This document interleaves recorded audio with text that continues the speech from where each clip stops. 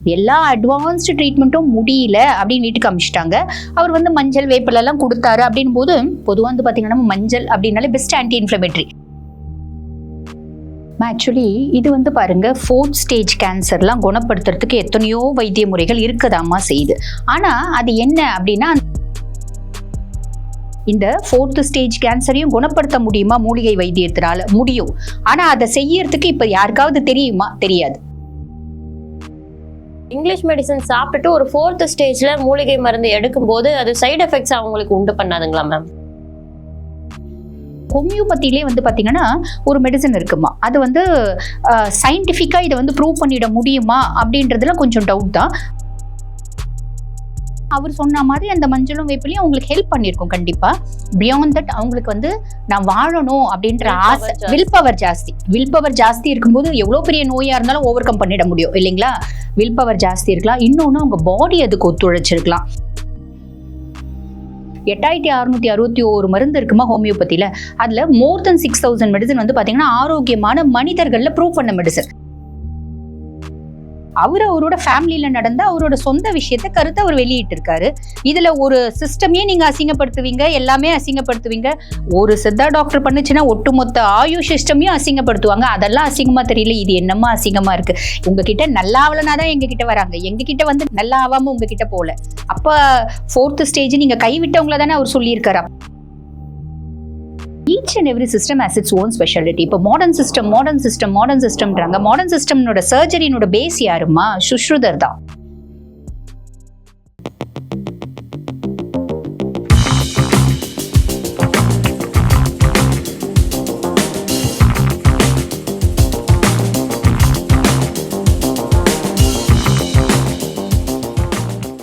You Tamil பாவை நேயர்களுக்கு வணக்கம். இன்னைக்கு நம்ம கூட டாக்டர் தீபா அருளாளன் மேம் அவர்கள் தான் இணைஞ்சிருக்காங்க. முன்னாள் கிரிக்கெட் வீரரும் அரசியல் தலைவருமான நவ்ஜோத் சிங் அவர் வந்து ஒரு கருத்தை முன் வச்சிருக்காரு. என்னன்னா, தன்னோட மனைவிக்கு 4th ஸ்டேஜ் கேன்சர் வந்து மூலிகைகளால குணப்படுத்தப்பட்டிருக்கு, டாக்டரோடைய அந்த ட்ரீட்மெண்ட் எல்லாம் தாண்டி பொழைக்கவே மாட்டாங்கன்னு டாக்டரே கை விரிச்ச பின்னாடியும் மூலிகைகளால வந்து தன்னோட மனைவியை உயிர் பிழைக்க வச்சுதா நவ்ஜோத் சிங் அவர்கள் வந்து ஒரு கருத்தை முன் வச்சிருக்காங்க. அது குறித்த நிறைய விஷயங்களை பகிர்ந்துக்கிறதுக்காக இன்னைக்கு நம்ம கூட இணைஞ்சிருக்காங்க மேம். வணக்கம் மேம். வணக்கம். அந்த நவ்ஜோத் சிங் முன் வச்சிருக்க அந்த கருத்து ஒரு மருத்துவ உலகையே புரட்டி போட்ட ஒரு கருத்தா இருக்கு. அந்த மாதிரி பண்ண முடியுமா மேம்? ஆக்சுவலி இது வந்து பாருங்க 4th ஸ்டேஜ் கேன்சர்லாம் குணப்படுத்துறதுக்கு எத்தனையோ வைத்திய முறைகள் இருக்கதாமா செய்யுது. ஆனா அது என்ன அப்படின்னா, அந்த வைத்திய முறைகள் நம்மளுக்கு எல்லாம் தெரியாது. அதுதான் உண்மை. பொதுவாக வந்து பாருங்கம்மா, இந்த காலத்துலதான் வந்து பாத்தீங்கன்னா புக்ஸ் நம்மளுக்கு வந்து நிறைய சயின்டிபிக் பேஸ்ட் எவிடன்ஸ் இதெல்லாம் வேணும் அப்படின்ற மாதிரி இருக்கு. ஆனா பழைய காலத்துல வந்து பாத்தீங்கன்னா சித்தர்கள் எல்லாம் இந்த மாதிரி பலவிதமான நோய்களை குணப்படுத்தினாங்க அப்படின்றது சொல்லப்படுதுதான். குணமே ஆகாத நோய் அப்படின்ற மாதிரி ஏறக்குறைய ஒரு 51 நோய் இருக்குன்னு வச்சுக்கோங்கம்மா.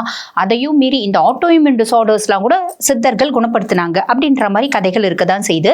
ஆனா இப்ப அது பாசிபிளா அப்படின்னு கேட்டா, மாடர்ன் சிஸ்டம்ல அது பாசிபிள் அப்படின்றது வந்து பாத்தீங்கன்னா ஒரு ஸ்டேஜுக்கு மேல உங்க எத்தனை இது கொடுத்தாலும் அது பாசிபிலிட்டி இல்லை அப்படின்னு கையை விரிச்சிடுறாங்கன்னும் போதும் இந்த இயற்கை சார்ந்த விஷயங்கள்ல அது சாத்தியக்கூறு அப்படின்றது இருக்கதான் செய்யுது. ஆனா என்ன, இதையும் தாண்டி ஒரு உண்மை, கசப்பான உண்மை என்ன அப்படின்னா, அதை தெரிஞ்சவங்க ரொம்ப கம்மி. இந்த 4th ஸ்டேஜ் கேன்சரையும் குணப்படுத்த முடியுமா மூலிகை வைத்தியத்தினால? முடியும். ஆனா அதை செய்யறதுக்கு இப்ப யாருக்காவது தெரியுமா? தெரியாது. இந்த கேள்விக்கு பதில் சொல்லிட்டேன்னு நினைக்கிறேன் நான், இல்லைங்களா? தெரியாதுமா.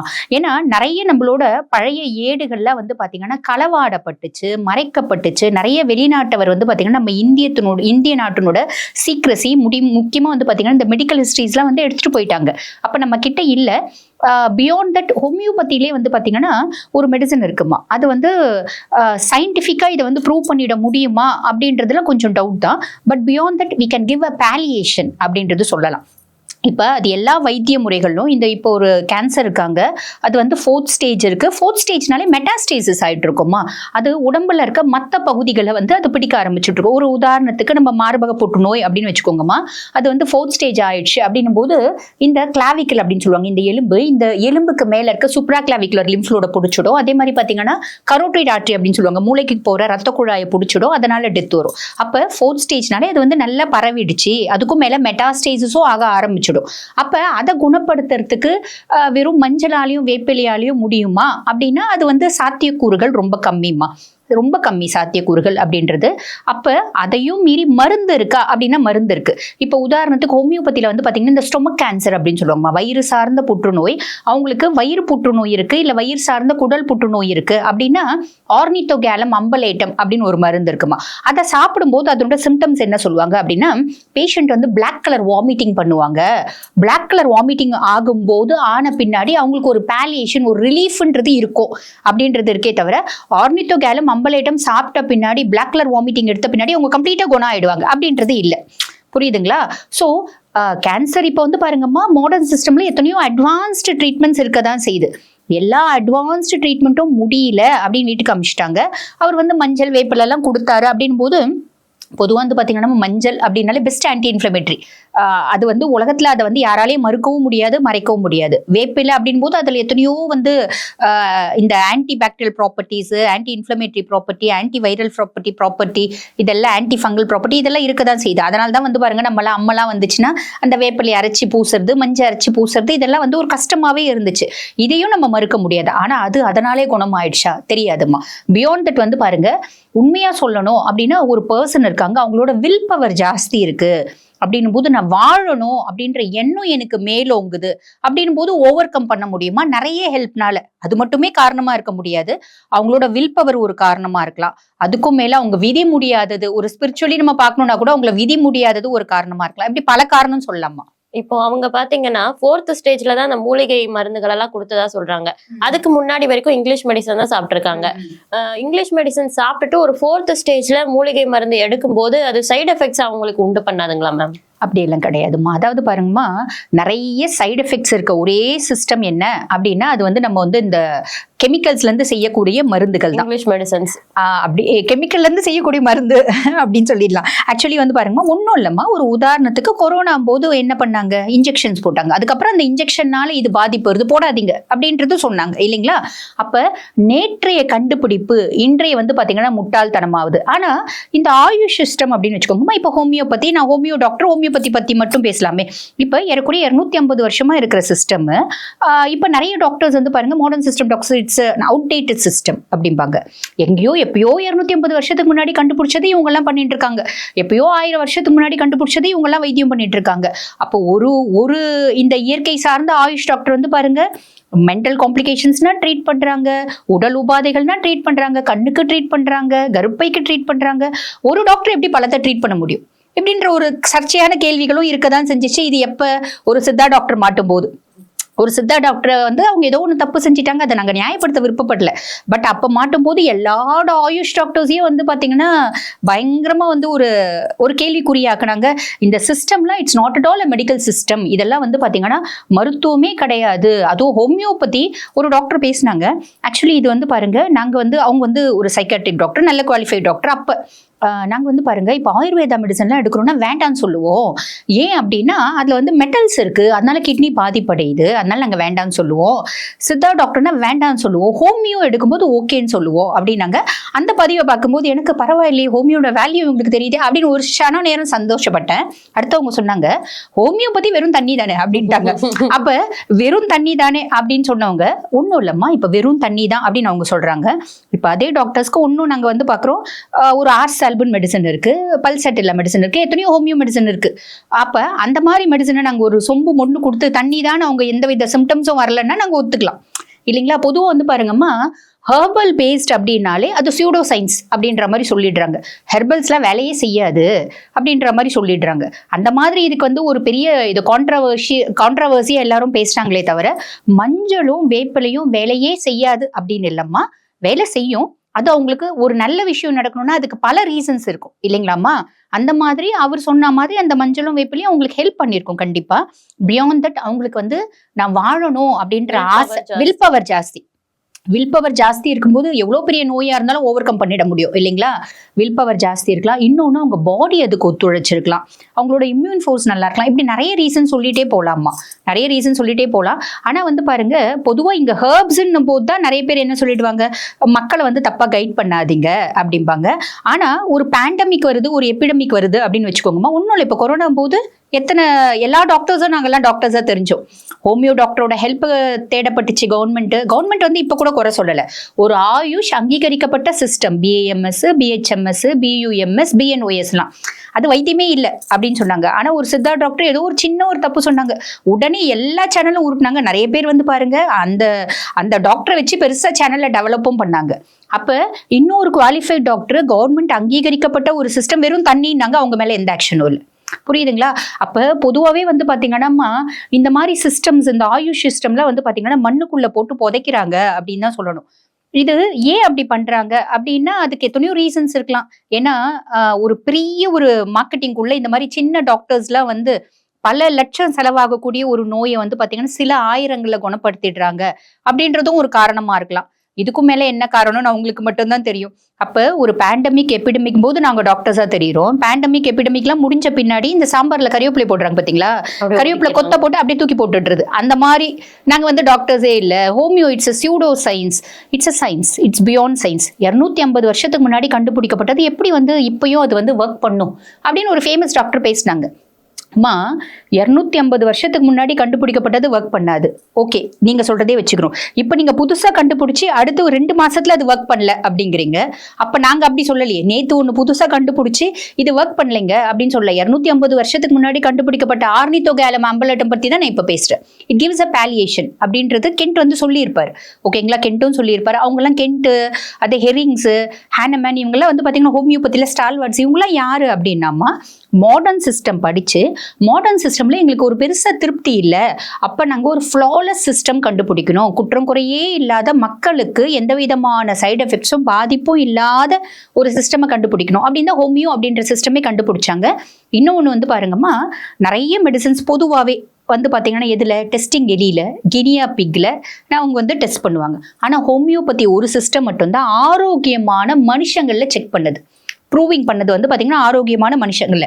8661 மருந்து இருக்குமா ஹோமியோபதியில, அதுல மோர் தென் 6000 மெடிசன் வந்து பார்த்தீங்கன்னா ஆரோக்கியமான மனிதர்கள்ல ப்ரூவ் பண்ண மெடிசன்.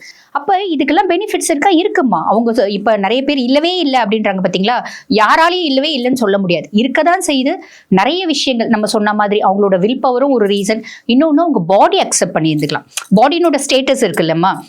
இப்ப உங்களுக்கு ஒரு தொந்தரவு இருக்கு, எனக்கு ஒரு தொந்தரவு இருக்கு, 2 பேருக்கும் ஒரே தொந்தரவு. என் பாடி எப்படி ரியாக்ட் பண்ணுது, உங்க பாடி எப்படி ரியாக்ட் பண்ணுது, என்னோட இம்யூன் ஃபோர்ஸ் எப்படி ரியாக்ட் பண்ணுது, உங்களோட இம்யூன் ஃபோர்ஸ், ஆமா, உடல்நிலை, மனநிலை, அவங்க மனதனோட ஆரோக்கியம், இது அத்தனையும் சார்ந்ததுமா இந்த விஷயம். இப்போ நீங்க ஒரு மருத்துவரா இருக்கீங்க, உங்களை மாதிரி பல மருத்துவர்கள் இந்த மாதிரி ஒரு கருத்தை கேட்டதும் அப்படியே கொதிச்சு எழுந்து எதிர்ப்புகளை தெரிவிக்கிறாங்க. இது முட்டாள்தனமான ஸ்டேட்மெண்ட், இது வந்து அசிங்கப்படுத்தக்கூடிய ஒரு ஸ்டேட்மெண்டா இருக்கு எங்களெல்லாம் அப்படின்னு ரொம்ப கொதிச்சு எழுதுறாங்க. அதுக்கான காரணம் என்னவா இருக்கும் மேம்? அம்மா, அவங்க எப்ப வேணாலும் எங்களை அசிங்கப்படுத்தலாம். நாங்க வந்து மஞ்சள்ல இருக்க மகத்துவத்தை அவர் சொன்னதுல என்னம்மா அசிங்கம்? அவர் வந்து ஒரு மெடிக்கல் கிடையாது, அவர் மெடிக்கல் ப்ரொஃபஷன் கிடையாது. அவரோட ஃபேமிலியில நடந்த அவரோட சொந்த விஷயத்தை கருத்தை அவர் வெளியிட்டு இருக்காரு. இதுல ஒரு சிஸ்டமே நீங்க அசிங்கப்படுத்துவீங்க, எல்லாமே அசிங்கப்படுத்துவீங்க. ஒரு சித்தா டாக்டர் பண்ணுச்சுன்னா ஒட்டுமொத்த ஆயுஷ் சிஸ்டமையும் அசிங்கப்படுத்துவாங்க. அதெல்லாம் அசிங்கமா தெரியல, இது என்னம்மா அசிங்கமா இருக்கு? இது ஏதாவது ஒண்ணு சொல்லணுமேன்னு சொல்றதுமா. பியாண்ட் தட் அவருக்கு தோணுனதை அவர் சொல்லியிருக்காரு. அப்படிதான் நயன்தாரா மேடம் ஒரு செம்பருத்தி டீயை சொன்னாங்க, அது ஒரு பெரிய விஷயமாச்சு. எப்பயுமே ஒரு செலிபிரிட்டி சொல்லும் போது அது ஒரு பெரிய விஷயமாகும். இவங்க எல்லாம் என்ன நினைக்கிறாங்க அப்படின்னா, கேன்சருக்கு, அந்த கடைசி ஸ்டேஜ் கேன்சருக்கு பேஷண்ட் ஹாஸ்பிட்டலே போகாம இதை ஃபாலோ பண்ணுவாங்களா அப்படின்ற மாதிரி நினைக்கிறாங்க. இது காரணம் நிறைய இருக்கலாம். அதாவது ஒரு சமுதாய அக்கறை சேர்ந்த காரணமாகவும் இருக்கலாம். உடம்பு வந்து உயிர் போயிடுமே அப்படின்ற காரணமும் இருக்கலாம். இன்னும் நிறைய காரணம் இருக்கலாம், நம்மளுக்கு தெரியாது. ஒருத்தவங்க பேசுறாங்கன்னா அவங்களுக்கு மட்டும் தானம்மா தெரியும் அதனோட காரணம் என்ன அப்படின்னு. நம்ம வந்து அந்த சமுதாய அக்கறை அப்படின்னு எடுத்துக்கலாம். அம்மா, யாராலையும் எழுதி கொடுக்க முடியாது, மஞ்சளும் வேப்பிலையும் வந்து இது செய்யாது, நல்லதே செய்யாது அப்படின்னு எழுதி கொடுக்க முடியாது. மஞ்சளும் வேப்பிலையும் இவ்வளவுதான் அதுக்கு லிமிட், இவ்வளவுதான் ஸ்கோப் இருக்கு அப்படின்றதும் எழுதி கொடுக்க முடியாது. பியாண்ட் தட் நிறைய இருக்குதாமா செய்யுது. அதாவது பொதுவாகவே ரிசர்ச் எதை வச்சுமா கண்டக்ட் பண்றாங்க? நம் முன்னோர்கள் கீழநள்ளியை யூஸ் பண்ணிட்டு இருந்தாங்க கல்லீரலுக்கு கீழநள்ளி ஹெப்படோ ப்ரொடெக்டிவ் எஃபெக்ட் இருக்கு அப்படின்னு யூஸ் பண்ணிட்டு இருந்தாங்க. முன்னோர்கள் என்னென்னத்தெல்லாம் யூஸ் பண்ணாங்களோ அதை தான் ரிசர்ச்னு கண்டக்ட் பண்றாங்க. மாடர்ன் சிஸ்டம் எதை பேஸ் பண்ணியிருக்கு? நம்ம முன்னோர்கள் பயன்படுத்தின சாதா ஒரு கிராமத்துல ஒரு பாரம்பரிய வைத்தியர் பயன்படுத்தின மூலிகை தான் இப்போ அவங்க ரிசர்ச் பண்ணி அதை ஒரு கம்பெனி, அதை ஒரு ப்ராடக்ட் அதுல இருந்து வெளியே வருது. ஸோ இது வந்து பாத்தீங்கன்னா வேலை செய்யாது அப்படின்னு சொல்றதுக்கு இல்லை, அவங்க சமுதாய அக்கறையில சொல்றாங்க அப்படின்னு நினைச்சுக்கலாம். மக்கள் வந்து இப்போ 4th ஸ்டேஜ் கேன்சர், நான் வெறும் அவர் சொன்னதுனால நான் மஞ்சள் வந்து வேப்பலை மட்டுமே கொடுத்து வீட்டுல உட்கார வைக்க போறேன் அப்படின்னு பண்ண போறது இல்ல. இவங்க வேணான்னு அமிச்சாதான் அவங்க அந்த வைத்தியம் பண்ண போறாங்க. அப்பயே அதை பத்தி யோசிக்கணும், கவலைப்படணும். பொதுவா வந்து பாருங்கம்மா, ஒரு ஜுரம் தலைவலினா கூட மக்கள் என்ன பண்றாங்க, நேரா ஒரு மாடர்ன் சிஸ்டம் டாக்டர் கிட்ட தான் போறாங்க. போய் அங்க வைத்தியம் பண்ணிக்கிறாங்க. எங்கேயுமே நல்லா ஆகல அப்படின்னா என்ன பண்றாங்க, டைரக்டா வந்து ஆயுஷ் டாக்டர்ஸ் கிட்ட வராங்க. உங்ககிட்ட நல்லா ஆகலனாதான் எங்க கிட்ட வராங்க. எங்க கிட்ட வந்து நல்லாயி நல்லா ஆகாம உங்ககிட்ட போல. அப்ப 4th ஸ்டேஜ் நீங்க கைவிட்டவங்கள தானே அவர் சொல்லியிருக்காரு. அப்ப அதை பத்தி கான்ட்ரவர்சியான ஒரு ஸ்பீச் அப்படின்றது தேவையே இல்லையேம்மா. இப்போ நம்ம புற்றுநோய் அப்படின்னாலே வந்து அதிகமா நம்ம இங்கிலீஷ் மெடிசன்ல பண்ணக்கூடிய ஒரு விஷயம் என்னன்னா கீமோதெரப்பி. இந்த கீமோதெரப்பி வந்து குணப்படுத்தக்கூடியதா இல்ல புற்றுநோயை குறைக்கக்கூடியதா மேம்? இல்லம்மா, அது வந்து அவங்களோட ஸ்டேஜை பொறுத்து. அதாவது அவங்களோட மோட் ஆஃப் ட்ரீட்மெண்ட் வந்து பாத்தீங்கன்னா உங்க chemotherapy, radiation therapy, proton therapy, இப்படி நிறைய விஷயம் செய்யதான் செய்யறாங்க. பொதுவாக வந்து பாத்தீங்கன்னா எந்த சிஸ்டமே நம்ம வந்து இதுக்கு வந்து இந்த எந்தவித நன்மை பயக்கக்கூடிய தன்மையும் இல்லை அப்படின்னு சொல்ல முடியாது. காரணம் என்ன அப்படின்னா, each and every system has its own speciality அப்படின்னு தான் சொல்லலாம். இப்ப நாங்க அவங்களை குறை சொல்றதோ அவங்க எங்களை குறை சொல்றதோ ஒரு ஆரோக்கியமான மருத்துவர்களுக்கான ஒரு இதுவே கிடையாது. பொதுவாக வந்து பாத்தீங்கன்னா நாங்கெல்லாம் என்ன பண்ணோம், எங்களோட ஓத் என்ன எடுக்கிறோம், நாங்க டாக்டர்ஸ் ஆகும்போது we should service to the society அப்படின்றது எடுக்கிறோம். கஷ்டப்படுற மக்களுக்கு, உடல் உபாதைகள்னால நலிவடைஞ்சிருக்க மக்களுக்கு எங்களால ஆன முயற்சி, ஒரு உதவி அப்படின்றது நாங்க செய்யணும். இப்ப நான் ஹோமியோ டாக்டர், எங்க சிஸ்டம்ல ஒரு விஷயத்துக்கு ஒவ்வொரு சிஸ்டமுக்கும் ஸ்கோப் அண்ட் லிமிடேஷன் இருக்குதாமா செய்யுது. இப்போ ஹோமியோபதியா இது வந்து இவ்வளவுதான் ஸ்கோப், இதுக்கும் மேல நான் வானத்தையே வில்லா வளைச்சிடுவேன், நான் 4th ஸ்டேஜ் கேன்சர் ஹோமியோபதியில கியூர் பண்ணிடுவேன் அப்படின்னு நான் சொல்றேன்னா நாங்க போய் சொல்றேன் அப்படின்னு அர்த்தம். அவர் வந்து இஸ் நாட் அ டாக்டர், அவரோட அனுபவத்தை அவர் பகிர்ந்திருக்காரு, அவ்வளவுதான். சோ அவரை பத்தி நம்ம கான்ட்ரவர்சியா பேசுறதுக்கே இல்லை. அவருக்கு தோணிச்சு, அவருக்கு தெரிஞ்சிச்சு, அவருக்கு முன்னேற்றம் இருந்துச்சு, அதனால அவர் சொன்னார் இல்லைங்களா. இப்ப எங்களுக்கு வந்து பாத்தீங்கன்னா நான் ஹோமியோ டாக்டர், எதுல ஒண்ணுல ஸ்கோப் இல்லை அப்படின்னா மேபி அதுல ஆயுர்வேதால இருக்கலாம், மேபி சித்தால இருக்கலாம்.